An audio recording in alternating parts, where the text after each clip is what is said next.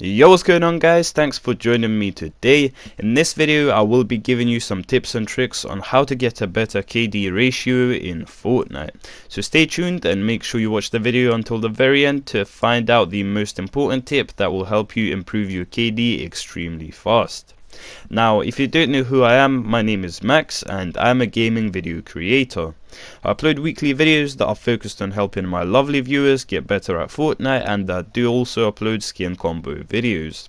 I've helped thousands of people level up their game, whether it be in terms of their look in Fortnite or their game skill, and I genuinely hope I can do that once again for you today.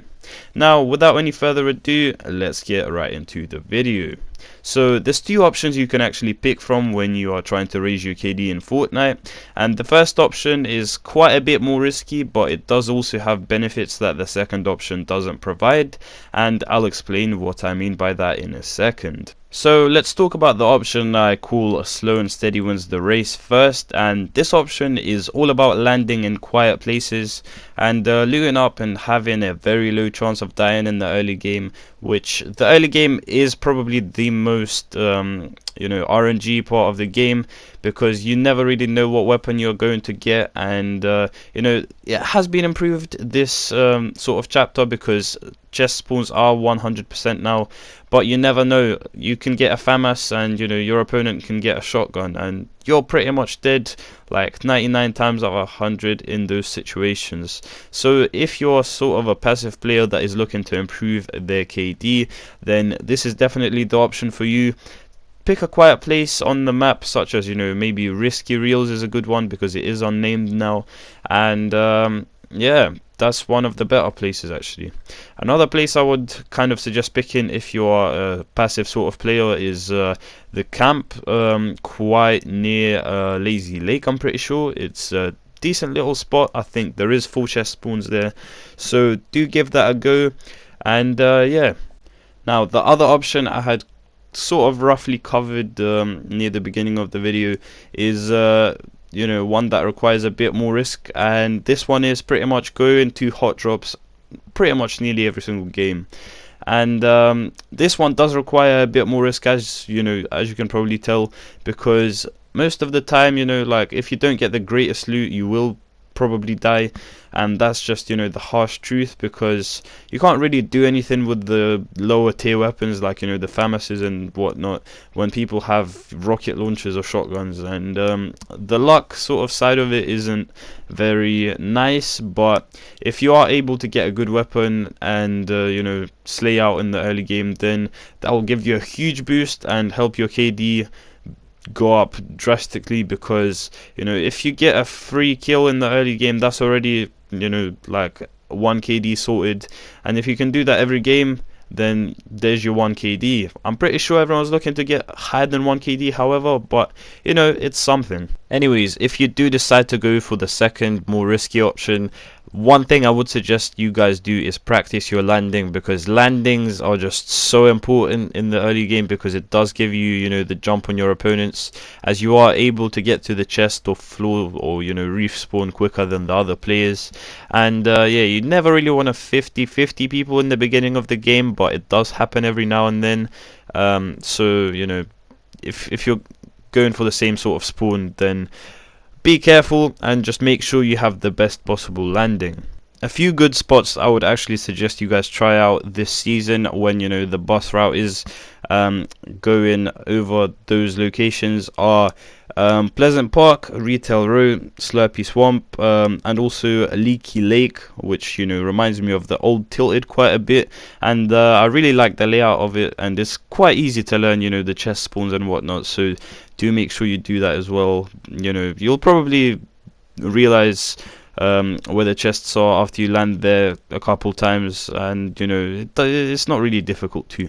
But anyways, other than that, you can probably try stuff like Salty Springs, just like I did in this game. I was still able to drop a 14 or a 13 kill win, I'm not entirely sure, but you'll be able to see near the end. So yeah, once you really sort of, you know, go in on your option that you have picked, either the passive or the aggressive one, you'll start to realize that, you know, it's either really going well or it's going absolutely, you know, the worst it could have been. And I think I know like, you know, the sort of people that will be like, oh, I'm an aggro player, so, you know, I'll go to hot drops every game, and then, you know, they'll probably start raging or something, because, you know, it's easy to get tilted with this game when you do die off drop like twice or 3 times or something, because, you know, the loading screens and everything, it just makes you all tired. You're just sitting there waiting in the lobby just to get killed over and over again. So I do understand it can be a bit frustrating, but if that is happening to you when you are doing the hot drops, then do go for sort of, you know, passive games as well, because that won't harm your KD in any way, shape or form, because it will only help you increase it, if anything. Another like crucial tip I want to give to you guys, and I can't stress this enough: do not be afraid to be eliminated, because it's only going to make you play worse, as you'll panic a lot more than you usually would, and that's never good, because, you know, the more panicky you are, the more times you're going to whiff your shots and builds and edits and whatnot, and that's just going to lead to you dying. So never be afraid to be eliminated, because, you know, that's just a part of the game. Like, you can't win every single game, it's impossible. And what I've actually noticed is the less stress you put on yourself to actually perform and get, you know, a high kill game, the more often you're actually going to get them. And, you know, it's probably some next psychological thing that, you know, is relevant within everybody, because, you know, the more pressure you put on yourself when you're doing anything, the more sort of just frustrated you're going to get. Like, it's a everyday life type of thing. But, you know, just make sure you don't put like, you know, pressure on yourself, because, you know, that's only going to lead to you dying a lot more, and then you're going to get even more tilted, and that's never, you know, gonna help, because in any game being tilted just makes you make irrational decisions and just go for super aggressive plays that you just shouldn't have done, because, you know, when you are playing aggressive, you're playing smart as well, because if you don't play smart, you're just gonna get into like the biggest sandwich fight and you're just gonna get finished. So yeah, final like time I'm gonna say this: just don't expect yourself to perform all the time. And now guys, on to the last tip that I promised to actually give away in this video. The absolutely best way you can actually go ahead and improve your KD drastically is by playing solos. And not only does this help you raise your KD, but it also helps you get way better at the game really quickly, because it only relies on your skill, and, you know, there's no people to help you out and carry you to a win or anything. So as long as you're playing solos constantly, I don't see why your KD shouldn't be improving.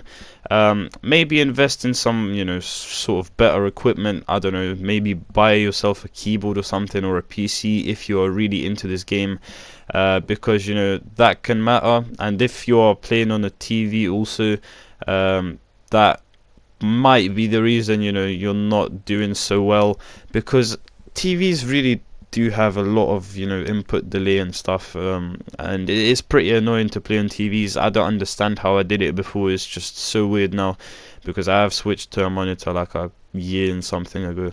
So yeah, do invest in some better gear if that's what's necessary, but for most of you it's just going to be playing solos to improve, because, you know, a lot of people do find solos a bit boring, because, you know, you can't play with your friends and stuff. But the way I got really good at the game is by playing solos, and, you know, like, it's taught me a lot of stuff, you know, what fights to take and not to take and stuff like that. But, you know, that stuff is for you guys to learn.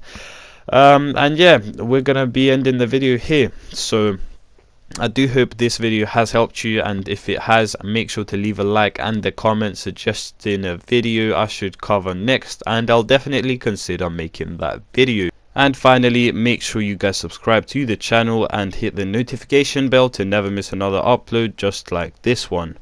And yeah, it's been your boy Max. Make sure to check out some of the videos on the screen right now, and I shall see you later. Peace.